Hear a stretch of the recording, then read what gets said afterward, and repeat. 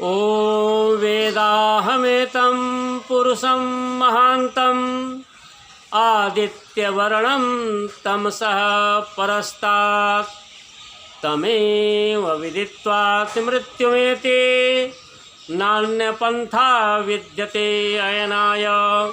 ओम शांति शांति शांति। ओम मित्रों, मेरी एक वीडियो क्या सभी भारतीय हिंदू हैं, इस पर किसी सज्जन का कमेंट्स आया है।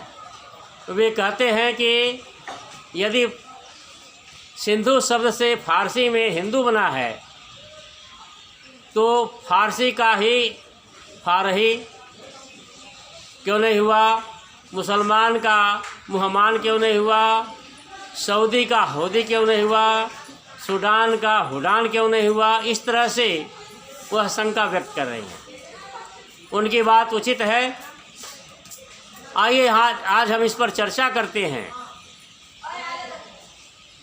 तो मैं ये बताना चाहता हूँ कि सूडान यह फारसी शब्द नहीं है।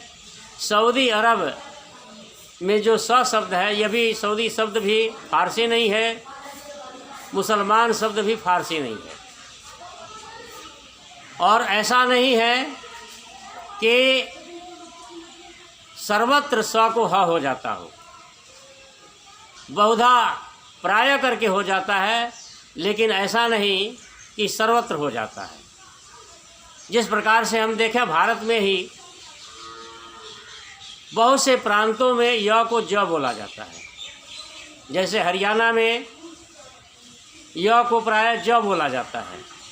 जिस प्रकार से किसी का नाम योगेंद्र है तो हरियाणा में और दिल्ली प्रांत में भी प्राय करके आप देखेंगे नाम तो जोगिंदर लिखते हैं। यज्ञवीर है तो उसको कहते जगवीर बोलते हैं। यशवंत नाम है तो कहते जसवंत बोलते हैं। यज्ञवंत है तो उसको कहते जगवंत बोलते हैं। इस तरह से हम देखते हैं कि हरियाणा आदि प्रांतों में य को ज बोला जाता है, लेकिन ऐसा नहीं है कि सर्वत्र य को ज बोला जाता हो। जैसे विद्यालय में जो य है उसको ज नहीं बोलते, और भी किसी पत्रालय में भी जो य है उसको ज नहीं बोलते, औषधालय में जो य है उसको य नहीं बोलते। इसी प्रकार से उत्तर प्रदेश में भी य को ज बोला जाता है। यमुना को जमुना, यशोदा को जसोदा बोलते हैं, लेकिन ऐसा नहीं है कि सर्वत्र य को ज बोला जाता हो। वहाँ पर भी पत्रालय, यमालय, औषधालय, विद्यालय आदि जहाँ पर य है उसको ज नहीं बोला जाता है। और भी प्रारंभ में भी जो ऐसे शब्द होते हैं जहाँ य है वहाँ पर य ही बोलते हैं, लेकिन कहीं कहीं पर य को ज बोलते हैं। लेकिन ऐसा नहीं है कि सर्वत्र य को ज हो जाता हो। आप देख लें, उदाहरण के रूप में देख लें, कितने ऐसे शब्द हैं कि य को कहीं ज हो जाता है और कहीं पर य ही पढ़ा जाता है। हरियाणा भी, उत्तर प्रदेश भी, बिहार में भी इस प्रकार का ऐसा है। और भी बहुत से ऐसे प्रांतों में कुछ शब्दों को कुछ बोलते हैं और किसी अक्षर को दूसरे अक्षर से बोलते हैं। इसी प्रकार से फारसी में भी कहीं कहीं पर स को ह बोला जाता है। और इसी प्रकार से सिंधु शब्द को उन्होंने हिंदू बोला, और वहाँ के पहले सिंध को हिंद बोला, सिंधु नदी को हिंदू बोला, और धीरे धीरे सिंध नदी के किनारे बसने वाले लोगों को उन्होंने हिंदू बोला, और बाद में धीरे धीरे पूरे भारतीयों के लिए हिंदू शब्द रूढ़ हो गया। इस प्रकार से हिंदू शब्द का प्रचलन हुआ मुस्लिम काल से पहले। और पारसी लोग पहले यहाँ के लोगों को हिंदू नहीं बोलते थे, लेकिन कालांतर में उनके अंदर ये बात आई प्रारंभिक काल में पारसी लोग यहाँ के लोगों को भी आर्य बोलते थे, आर्य नाम से जानते थे, लेकिन बाद में ही पारसी लोग यहाँ के लोगों को अपभ्रंश में सिंधु का अपभ्रंश हिंदू हुआ, सिंध का हिंद हुआ, और यहाँ के सिंध के निवासियों को पहले उन्होंने हिंदू कहा और धीरे धीरे बाद में पूरे भारत के लोगों को हिंदू कहने लगे। इस तरह से जिस प्रकार से इस शब्द की रचना हुई है और जिन अर्थों में हिंदू शब्द लिया गया है, उस प्रकार से हम देखते हैं तो संपूर्ण भारत के निवासी सभी लोग, चाहे हिंदू हों, चाहे मुस्लिम हों, चाहे सिख हों, चाहे ईसाई हों, चाहे यहूदी हों, चाहे पारसी हों, सब के सब हिंदू सिद्ध होते हैं। जिस प्रकार से हिंदू ब्राह्मण हुआ, हिंदू क्षत्रिय, हिंदू वैश्य, हिंदू शूद्र, हिंदू किसी जाति का हो, उसी प्रकार से हिंदू मुस्लिम, हिंदू सिख, हिंदू ईसाई, हिंदू यहूदी, हिंदू पारसी हुए।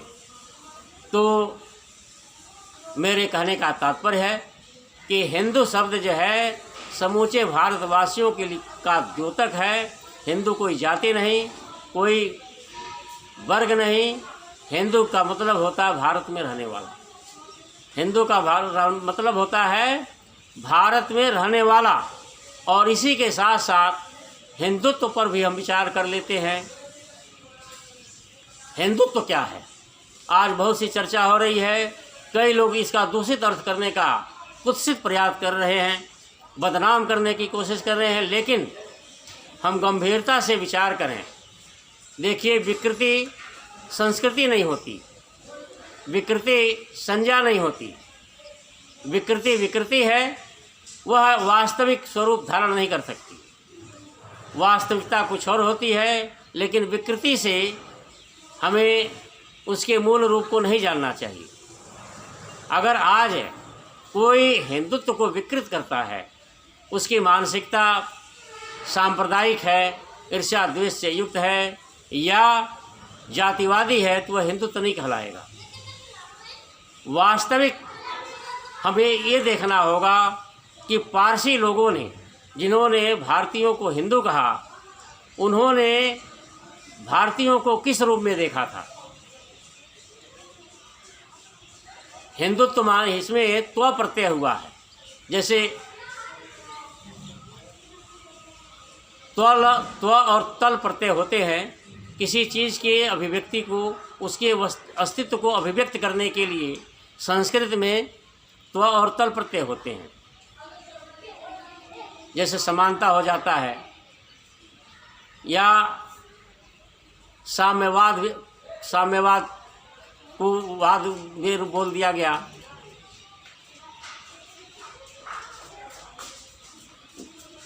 इसी तरह से त्व और तल प्रत्यय जो है, इसमें त्व प्रत्यय लगा है, उसके स्वभाव को प्रकट करने के लिए त्व और तल प्रत्यय लगते हैं। तो हम ये देखते हैं कि पारसी लोगों ने भारतीयों को किस रूप में देखा था और भारत की पहचान प्राचीन काल में कैसी थी। तो निश्चित रूप से उस काल में भारत में जब पारसी लोगों ने भारतीयों को हिंदू कहा था, उस काल में भारत में न तो जात पात था, न ऊंच नीच की बातें थी, छुआछूत नहीं था, पर्दा प्रथा नहीं थी, बाल विवाह नहीं था।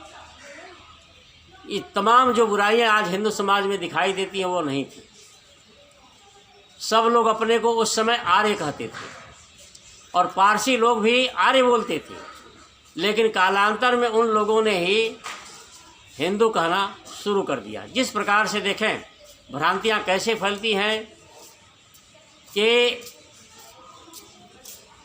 सिकंदर आया, वह यवन था, यूनान से था, इसलिए उसको यमन कहा गया। लेकिन उसके बाद जितने भी पश्चिम से आक्रमणकर्ता आए, मुस्लिम आए, मुसलमानों को भी यवन कहा गया, जबकि कोई भी मुसलमान यवन नहीं होता है। यूनान में कभी मुसलमानों का शासन कायम नहीं हुआ और यूनान से कोई मुस्लिम आया ही नहीं। तो कैसे भारत के मुसलमानों को या उस समय जो आक्रमण किए थे, जो तुर्क से, अरब से, अफ़गानिस्तान से या ईरान से आक्रमणकारी मुस्लिम आए थे, उनको यमन क्यों कहा जाता है?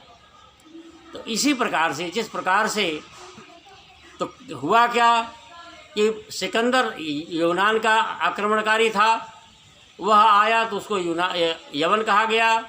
उसके बाद जो भी उधर से आता था पश्चिम से आक्रमणकारी, उन सब को जो है यमन कहने लगे। यमन का तात्पर्य क्या? विदेशी। एक तरह से यमन का क्या अर्थ हो गया? विदेशी। तो इस प्रकार से मुसलमानों को भी यमन कहने लगे, जबकि मुसलमान कभी भी यमन नहीं होते हैं। उसी प्रकार से भारत के लोगों का नाम आर्य था। यहाँ आर्य रहते थे, आज भी आर्य रहते हैं, लेकिन पारसी लोगों ने भ्रांति से स्व को जो ह बोलते थे, उन्होंने यहाँ के लोगों को, पहले सिंध के किनारे रहने वाले लोगों को हिंदू कहा, फिर कालांतर में सबको हिंदू कहने लगे। अब उस काल में हिंदुत्व क्या है, इसको देखना होगा। हिंदुत्व क्या है? तो हिंदुत्व है हिंदुओं का स्वभाव प्राचीन काल में कैसा था, यह देखना होगा। तो निश्चित रूप से सारा संसार ये जानता है कि भारत विश्वगुरु था। और विश्वगुरु क्यों था? क्योंकि सारा ज्ञान विज्ञान भारत से ही फैला हुआ है। पहले भारतीयों के संपर्क में फारस के, ईरान के लोग आए, अरब के लोग आए। उन्होंने भारत से बहुत कुछ सीखा। यहाँ का गणित, इतिहास, भूगोल, साइंस की बातें सीखी। और फिर जब एक समय 11वीं शताब्दी में विश्व धर्म युद्ध हुआ था, अरब के देश एक तरफ, यूरोप के देश एक तरफ, और दशकों तक लड़ते रहे। अंत में यूरोप वाले हार गए। फिर वहाँ पादरियों के खिलाफ संघर्ष शुरू हुआ। फिर वहाँ यूरोप में लोकतंत्र कायम हुआ, और फिर उसके बाद धीरे धीरे यूरोप का विकास हुआ। लेकिन उसके पहले, विश्व धर्म युद्ध के पहले, यूरोप बहुत पिछड़ा हुआ देश था, अंधकारमय देश था। कोई उन्नति नहीं, कोई विज्ञान नहीं, कोई कला कौशल नहीं, बहुत लोग पिछड़े हुए थे। और पादरी लोगों का, पोपों का जो है वर्चस्व था समाज पर। तो उनके खिलाफ जो है जब हारे, तो उन्होंने सोचा कि हम मुट्ठी भर लोगों से कैसे हार गए। फिर इस संघर्ष में लोगों का जो है दिमाग खुला, विराट सोच के बने। अरब वालों के संपर्क में आकर उन्होंने बहुत कुछ सीखा, और वहाँ से अरब वालों से ज्ञान विज्ञान सीखा। और अरब वाले भारतीयों से सीखे। अल-बरूनी और बहुत से विद्वान यहाँ के संस्कृत के ग्रंथों का अरबी भाषा में अनुवाद किया। जिस प्रकार से आप देखें, भारत में गिनती हिंदी में जो लिखी जाती है 1 2 3 4, ठीक उसी प्रकार से उर्दू में ही थोड़ा सा बिगाड़ करके लिखते हैं। और ये निश्चित रूप से सत्य है कि अरबी में उस गिनती को क्या कहा जाता है? हिंदसा कहा जाता है। क्यों कहा जाता है हिंदसा? हिंदसा माने हिंद से आया हुआ। इसका मतलब जब गिनती गई तो भारत से ज्ञान विज्ञान भी गया। और फिर जो है उसी, आप देखें 1 2 3 जिस प्रकार से हिंदी में लिखा जाता है, थोड़ा सा बिगड़ करके उर्दू में लिखा जाता है, अरबी में लिखा जाता है, और ठीक वही थोड़ा सा बिगड़ करके अंग्रेजी में लिखा जाता है। तो यूरोप वाले अरब वालों से सीखे। तो इस तरह से और भी देख लें, भाषा का भी देख लें। हम मातरम बोलते हैं, फारसी में मादर बोला जाता है, और अरबी में भी बोला जाता है। हम पितर बोलते हैं, फारसी में पितर बोलते हैं, और अंग्रेजी में फादर बोलते हैं। दोहित्री शब्द से दुख्तर बना है। दोहितर संस्कृत का शब्द है पुत्री के लिए, फारसी में दुख्तर बोलते हैं। इस तरह से हम देखें बहुत से शब्द भी, संस्कृति भी, ज्ञान विज्ञान भी सब कुछ भारत से पहले फारस के लोग संपर्क में आए और फारस वालों के संपर्क में अरब वाले आए, अरब वालों के संपर्क में यूरोप वाले आए। तो पूरे विश्व में ज्ञान विज्ञान फैला है वह भारत से गया है, प्रकाश जो है भारत से गया है। तो प्राचीन काल में भारत विश्व गुरु था और यहाँ की संस्कृति बहुत महान थी, यहाँ की मान्यताएं बहुत महान थी, यहाँ कोई त्रुटियाँ नहीं थी। यहाँ के लोग धार्मिक होते थे, पवित्र होते थे, त्यागी तपस्वी होते थे, धर्मात्मा होते थे। लेकिन ऐसा नहीं कि सब लोग होते थे। जिस प्रकार से किसी भी देश में आप देख लें, कहीं पर भी हो, मानव त्रुटियों का पुतला है, उससे गलती हो जाती है, बुद्धिमान प्राणी से गलती हो जाती है। यहाँ भी कैसे दुष्ट आत्माएं उत्पन्न होती रहीं, लेकिन अधिकतर जनता यहाँ की धार्मिक होती थी, पवित्र आत्मा होती थी, त्यागी तपस्वी होती थी। यह बात जो है अल बरूनी जो इतिहासकार आया है उसने भी लिखा है। आप उसके यात्रा वृत्तांत को पढ़िए, उसमें साफ साफ लिखता है कि यहाँ के लोग कैसे त्यागी तपस्वी होते थे। और ह्वेंग सांग फाहियान जो चीनी यात्री आए, उन्होंने भी अपने यात्रा वृत्तांत में लिखा है कि हम भारत में भ्रमण करते थे तो हम कहीं पानी मांगते थे तो लोग बड़े श्रद्धा से, आदर से बैठा करके हमें दूध पिलाते थे। इस तरह से और सारे संसार के लोग यहाँ शिक्षा प्राप्त करने क्यों आते थे? इसलिए कि भारत विश्व गुरु था। तो भारत की उस समय क्या संस्कृति थी? जो उस समय की संस्कृति थी, जो मान्यता थी, लोगों का जैसा स्वभाव था, निश्चित रूप से समझो वही हिंदुत्व है। आज की विकृत मानसिकता जो जातिवादी मानसिकता है, समाजों में जो हिंदू समाज बटा हुआ है, संप्रदायों में जो हिंदू समाज बटा हुआ है, जातियों में बटा हुआ है और एक दूसरे से चिढ़ते हैं, आरक्षण के नाम पर कभी दलितों को सताते हैं या जाति के नाम पर कहीं दलितों को सताया जाता है, यह हिंदुत्व नहीं है, विकृति है। ये हिंदुत्व नहीं है।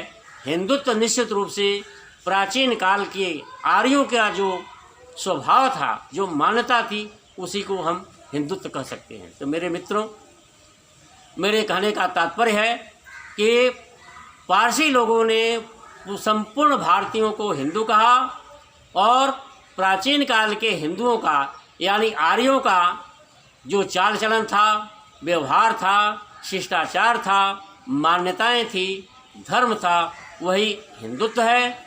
आज की विकृत जो समाज है, हिंदू तमाम जातियों में बटा हुआ है, ऊंच नीच में बटा हुआ है, छुआछूत को मानता है और संप्रदाय में बटा हुआ है, यह हिंदू समाज वास्तविक हिंदू समाज नहीं है। हाँ, आज के हिंदू का जो रीति रिवाज है, आज का हिंदुत्व कहा जा सकता है, लेकिन यथार्थ में हिंदुत्व तो वही है जो प्राचीन काल के आर्यों का स्वभाव था, चाल चलन था, व्यवहार था। यहाँ के लोग क्या मानते थे? यहाँ के सब लोग वेद को मानते थे। देखो, हिंदुओं के जितने भी शास्त्र हैं, रामचरितमानस हो, चाहे मनुस्मृति हो, चाहे गीता हो, चाहे रामायण हो, चाहे पुराण हो, सभी ग्रंथ एक स्वर से वेद की महिमा गाते हैं। भगवान मनु ने लिखा है, वेदो अखिलो धर्ममूलम। वेद ही, चारों वेद धर्म के मूल हैं। और रामचरितमानस में लिखा, वंदो चारों वेद, कि मैं चारों वेदों की वंदना करता हूँ। तो इस तरह से हम देखते हैं कि हिंदू समाज का मूल ग्रंथ क्या है? वेद है। और वेद की मानसिकता क्या है? वेद का वेदत्व क्या है? वेद का स्वभाव क्या है? तो वेदों का सार के रूप में मैं बताता हूँ। कहा है, यस्तु सर्वाणि भूतानि आत्मनि अनुपश्यति सर्वभूतेषु च ततो आत्मानं न विचिकित्सति, कि जो सभी प्राणियों को अपने में देखता है और अपने को सभी प्राणियों में देखता है, यानी किसी भी प्राणी को अपने से पराया मत समझना, किसी भी प्राणी को अपना ही परिवार मानना। इसीलिए वसुधैव कुटुंबकम की बात कहाँ होती थी? प्राचीन भारत में होती थी। और देखो, शांति पाठ में ओम देव शांतिरंतरिक्षम शांति, पृथ्वी शांतिरापः शांतिरोषधयः शांति। इस तरह से आर्य जो है, आर्यों का आर्यत्व क्या था कि सारे प्राणी मात्र के लिए प्रार्थना करते थे। कभी ऐसा नहीं कहा कि भारतीय सुखी हों, भारतीय स्वस्थ हों, भारतीय संपन्न हों। कभी ऐसा नहीं कहा कि आर्य सुखी हों, आर्य संपन्न हों, आर्य स्वस्थ हों। प्राणी मात्र के सुख की कामना करते थे। मित्रस्य चक्षुषा सर्वाणि भूतानि समीक्षन्ताम्, कि सभी प्राणियों को मैत्री भाव से देखो। सर्वा आशा मम मित्रम भवन्तु, सारी दिशाएं मेरी मित्र हों। यही है हिंदुत्व, यही है आर्यत्व। तो प्राचीन आर्यों का जो यथार्थ वास्तविक संस्कृति थी वो बहुत महान थे, और वही जो है वही उसी संस्कृति को सारे विश्व ने विश्व गुरु के रूप में स्वीकार किया था। तो मेरे मित्रों, मेरे कहने का तात्पर्य है कि हमें पुनः उसी संस्कृति को का प्रचार करना चाहिए, उसी संस्कृति को मानना चाहिए, और उसी संस्कृति को जो मानता है निश्चित रूप से वही हिंदू है, निश्चित रूप से वही आर्य है। इसके अतिरिक्त जो वैमनस्य फैलाता है, जो समाज में ईर्ष्या द्वेष पैदा करता है, जो ऊंच नीच की बातें करता है, जो छुआछूत मानता है, निश्चित रूप से समझो तो न तो हिंदू है, न तो उसके अंदर हिंदुत्व है। इतना